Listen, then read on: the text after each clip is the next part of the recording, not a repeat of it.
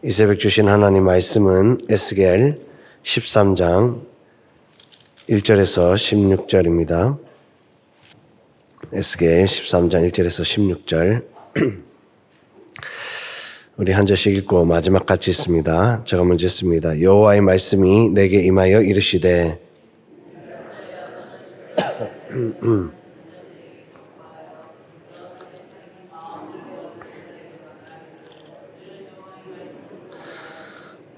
주 여호와의 말씀에 본 것이 없이 자기 심령을 따라 예언하는 어리석은 선지자에게 화가 있을진저 너희 선지자들이 성 무너진 곳에 올라가지도 아니하였으며 이스라엘 족속을 위하여 여호와의 날에 전쟁에서 견디게 하려고 성벽을 수축하지도 아니하였느니라.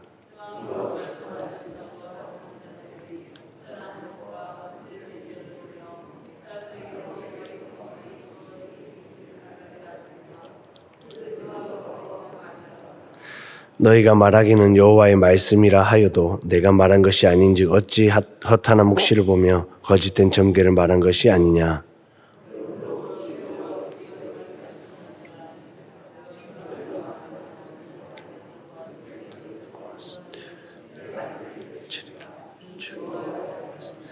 그 선지자들이 허탄한 묵시를 보며 거짓 것을 점쳤으니 내 손이 그들을 쳐서 내 백성의 공회에 들어오지 못하게 하며 이스라엘 족속의 호적에도 기록되지 못하게 하며 이스라엘 땅에도 들어가지 못하게 하리니 너희가 나를 여호와인 줄 알리라.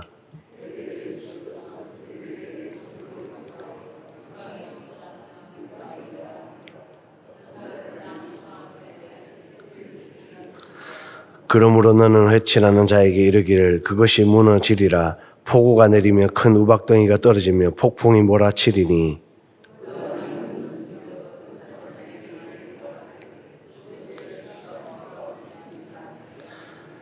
그러므로 나 주 여호와가 말하노라. 내가 분노하여 폭풍을 퍼붓고 내가 진노하여 폭우를 내리고 분노하여 큰 우박덩이로 무너뜨리리라.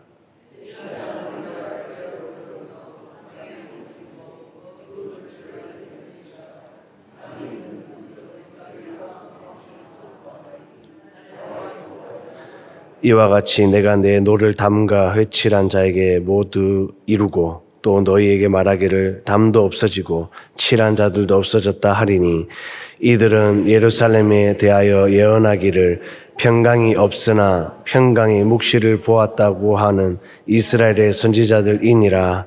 주 여호와의 말씀이니라. 아멘.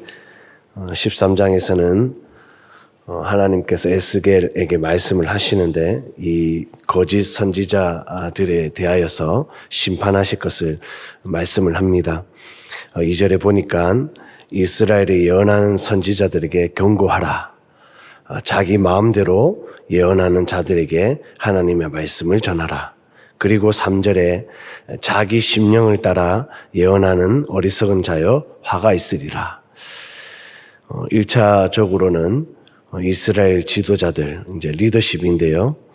백성들을 이끌어야 할 그들이 하나님의 뜻대로가, 하나님 원하시는 대로가 아니라 자기 심령을 따라 하나님과의 교제도 없이 자신의 권위를 가지고 자신이 가지고 있는 능력만을 가지고 이 백성들을 이끌려 했다라는 것입니다. 그 가운데에 2차적으로 보게 되면 그것을 받아들이는 이 백성들 또한 분별력을 다 잃어버렸다. 그래서 한 교회를 세워 나감에 있어서 하나님의 뜻을 받들고 질서 안에서 온전하게 세워져 나가는 것 참 중요하고요.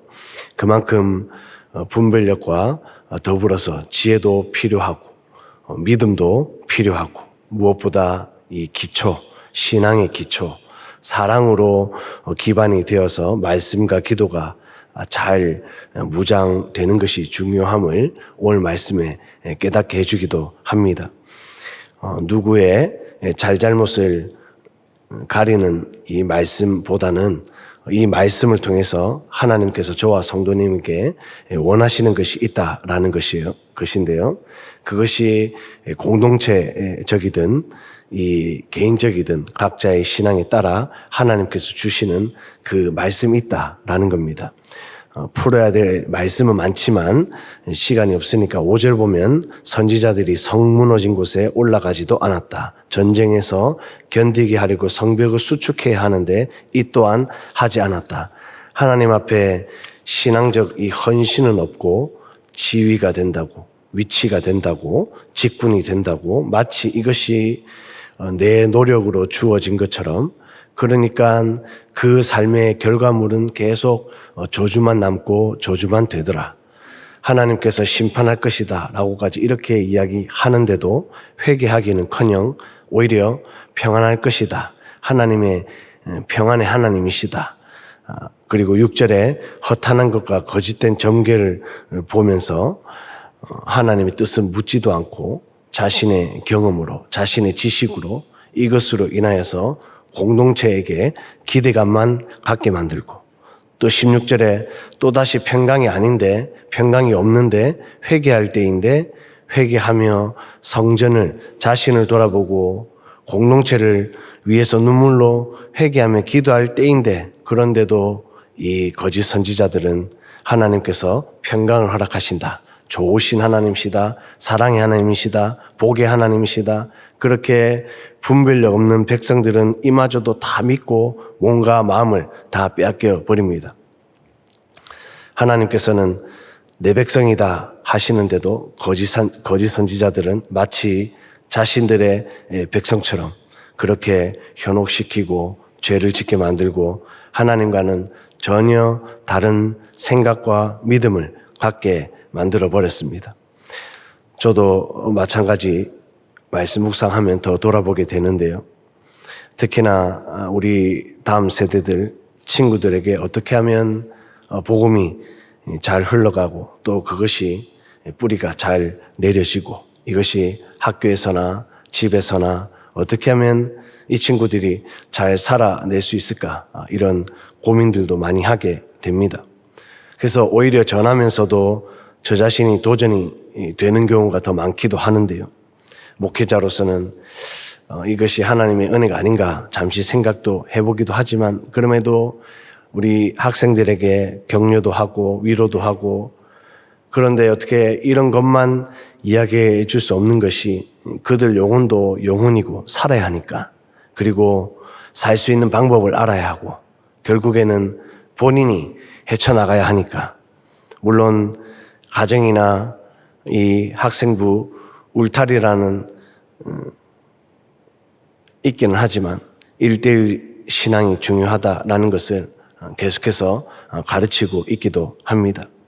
그 와중에도 저 자신을 또 돌아보는 것이, 나는 잘 전하는가, 나는 잘 사는가, 혹여나 내 것이 이 가지고 있는 거짓이 우리 학생들에게 흘러가는 것은 아닌가 돌아보게 되기도 합니다. 성도님들도 마찬가지실 텐데요.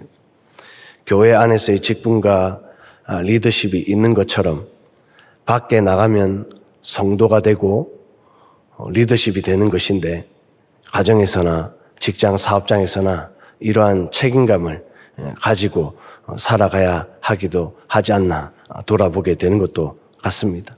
물론 그들에게 평강이 있다 없다 이러한 깊이까지는 가지 않더라도 적어도 하나님이 원하시는 삶을 살아야 하는데, 내 식대로 내 경험대로 이것이 처음에는 몰라도 내 안에 하나씩 쌓이기 시작하다 보면 결국에는 이 세상 방식에 젖어들고 이것을 교회 안으로 들어오게 되고, 나도 모르게 교회 안에다가 적용하게 되고, 그러면 나중에 요한계시록에 나오는 하나님께 책망받는 그런 교회의 유형이 되지도 않겠나.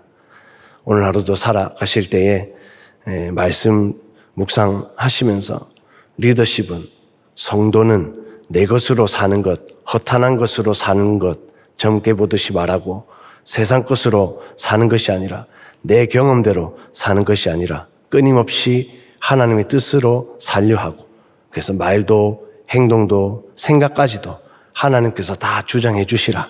그래서 내가 죽고 예수로 사는 삶, 그래서 이런 겸손한 심령으로 하나님께 영광 올려드리는 귀한 오늘의 한날에 다 되시기를 주님의 이름으로 축복합니다. 기도하겠습니다. 하나님, 좋은 게 좋은 것만이 아님을 깨닫습니다. 평안이 있고 없고 하나님께 다 달려있는 것인데 죄인이 무엇이간데 자기 심령 의지하다 못해 마음대로 해석하고 말하고 행동하는지 용서하여 주옵소서. 그리스도인의 책임감을 가지고 세상을 대하고 교회를 세워나갈 수 있도록 지혜와 분별과 사랑의 털을 굳게 할 수 있는 믿음 허락하여 주시고 하나님의 뜻을 온전히 이루어 나갈 수 있는 삶으로 인도하여 주옵소서. 살아계신 예수님의 이름으로 기도드립니다. 아멘.